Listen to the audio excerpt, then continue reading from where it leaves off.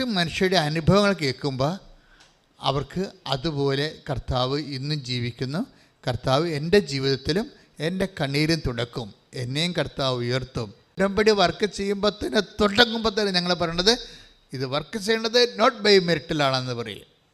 എനിക്കതിൻ്റെ അർത്ഥമൊന്നും ആദ്യം അറിയാൻ പാടില്ലായിരുന്നു.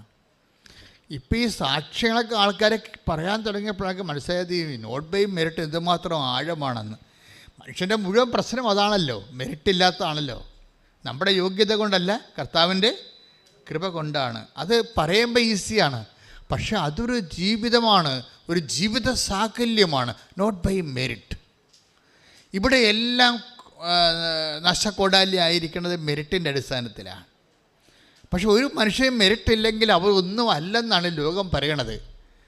പക്ഷെ ഒരു മനുഷ്യൻ മെറിറ്റില്ല, യോഗ്യത ഇല്ലെങ്കിൽ അവരെ എല്ലാം ആക്കാമെന്നാണ് കർത്താവ് നൽകുന്ന പ്രത്യാശ വാഗ്ദാനം.